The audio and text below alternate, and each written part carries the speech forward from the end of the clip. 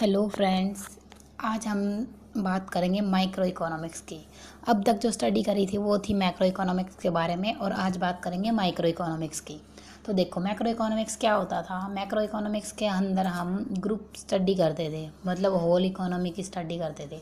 ये है micro economics. Micro economics के अंदर होता है हमारा micro economics means individual study, मतलब अलग अलग स्टडी करी जाती है एक एक की इंडिविजुअली।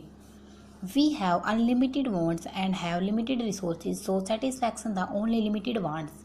देखो, माइक्रो इकोनॉमिक्स क्या कहता है कि हमारे पास, देखो, किसी भी इंसान की वांट्स बहुत ज़्यादा अनलिमिटेड हैं और रिसोर्सेज हमारे पास लिमिटेड हैं, तो सेटिस्फाई तो ओनली कुछ ही लिमिटेड वांट्स ही सेटिस्फाई हो सकती हैं। ये माइक्रो इकोनॉमिक्स के अंदर है। अब माइक्रो इकोनॉमिक्स किसका रिलेशनशिप बताता है? N d plus square. N d का मतलब होता है अनलिमिटेड और स्केयर का मतलब होता है लिमिटेड। तो अनलिमिटेड क्या है? वांट्स हैं, और स्केयर क्या है? रिसोर्सेज हैं।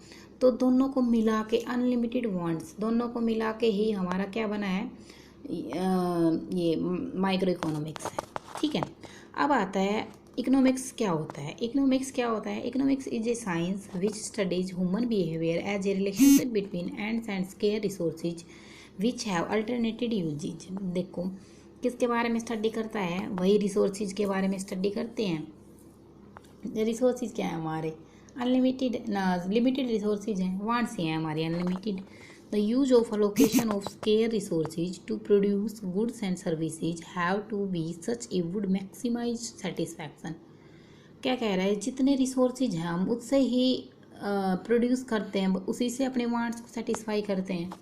यही क्या बताता है? हमारा इकोनॉमिक्स बताता है। अब देखो, ये है nature and scope of micro economics. अब इसमें क्या है? नेचर और स्कोप में क्या बताता है? The subject matter of the economics और economic theory has been variously defined. ये जो दी हुई है ना, ये सब एग्जाम के पॉइंट ऑफ व्यू से हैं। अब पूरे प्रॉपर नोट्स हैं, इसके थ्रू आप कोई भी एग्जाम दे सकते हैं। अब देखो, according to Adam Smith, economics inquiries into the nature and causes of the wealth and nations. According to Ricardo, economics studies how to produce how the produce of earth is distributed। ये रिकार्डो कहता है। तो हम इसका nature और scope इसके through देखते हैं Adam Smith. Some of the scope are too wide and some too narrow.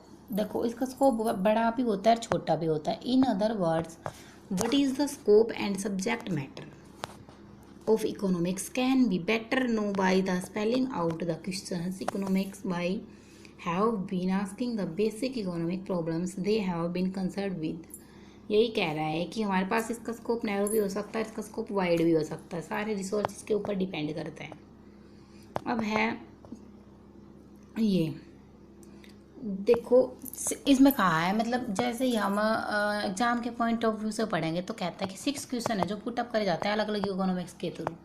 वो क्या क्या प्रॉब्लम है या क्वेश्चन हैं? वो हैं, what goods are produce and in what quantities by the produce resources with the economic process. जब economic process start होएगी तो हम क्या गुड्स प्रोड्यूस करेंगे और कब, हाउ टू प्रोड्यूस, कैसे प्रोड्यूस करेंगे, वहन टू प्रोड्यूस, कब प्रोड्यूस करेंगे, कितने अमाउंट में प्रोड्यूस करेंगे, क्या प्रोडक्टिव रिसोर्सेज लगेंगे, और कितना जो है whether all available productive resources of the society are having fully utilise हैं या नहीं। Is the economic productive capacity increase in define the remaining static over time. क्या प्रोडक्टिव कैपेसिटी जैसे थी वैसे चल रही है, ओवर टाइम चल रही है? ये सारे क्वेश्चन हैं, ये अलग अलग इकोनॉमिक्स के थ्रू पुटअप करे जाते हैं जब हम इकोनॉमिक्स स्टार्ट करते हैं तभी। ये है माइक्रो इकोनॉमिक्स के बारे में, इसी के प्रॉब्लम्स हैं ये हमारी। अब देखो क्या कहता है economic theory has been mainly involve and develop in the framework of capitalist institutions where free market mechanism plays a dominant role in solving the above basic problems. अब इनका डिफरेंस बताएंगे हम कि माइक्रो इकोनॉमिक्स और macro economics में क्या difference होता है। ये 4 नंबर में पक्का आता है। देखो, सबसे पहले तो जो माइक्रो इकोनॉमिक्स का स्कोप है वो नैरो होता है और मैक्रो इकोनॉमिक्स का स्कोप वाइड होता है। अपने अकॉर्डिंग ही चलते हैं हम, ये तो बाद की बात है। और देखो, माइक्रो इकोनॉमिक्स में इंडिविजुअली स्टडी करी जाती है, मैक्रो इकोनॉमिक्स में हम ग्रुप की स्टडी करते हैं। ठीक है। ये देखो फर्स्ट डिफरेंस में बताया, in this branch economics and study the individual behaviour of firm industry family. एक एक इंडिविजुअली बिहेवियर की स्टडी करा जाती है। और मैक्रो इकोनॉमिक्स के अंदर it is the branch of economics that study the aggregate level और होल वेदर नेशनल और इंटरनेशनल इकोनॉमी। ठीक है, अब है किसके साथ डील करता है, micro economics deals with individual variable, और ये ग्रुप के साथ एग्रीगेट के साथ डील करेगा। इसका स्कोप में it covers the demand and supply, pricing of products, factor pricing, production, consumption. ये माइक्रो इकोनॉमिक्स में तो यही स्टडी करेगा। सिंपल एक एक की तो कर रहा है, price, supply, factor pricing, production, consumption, यही करेगा। और मैक्रो में एग्रीगेट है तो एम्प्लॉयमेंट देखेगा, unemployment, deflation, recession, poverty, national income, ये सब मैक्रो इकोनॉमिक्स में स्टडी करते हैं हम।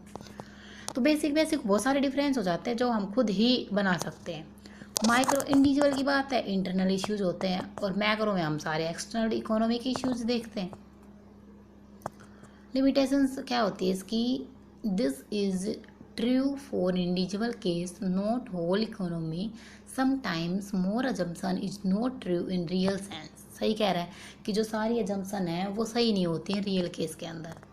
What is true for whole economy but not true individual case. ये कहता है कि क्या पता जो इंडिविजुअल के केस में तो ये सारी सही हो और वैसे सही ना हो, यही कह रहा है ना ये। तो ये कुछ एक दो लिमिटेशंस भी होती हैं। तो यही था आज के जो इस लेक्चर में हमने पढ़ा, वो माइक्रो इकोनॉमिक्स क्या होती है और उसका स्कोप क्या है, और जो अलग अलग इकोनॉमिक्स क्या क्वेश्चन पुटअप करते हैं, और उसका डिफरेंस माइक्रो और macro economics. Okay friends, thank you.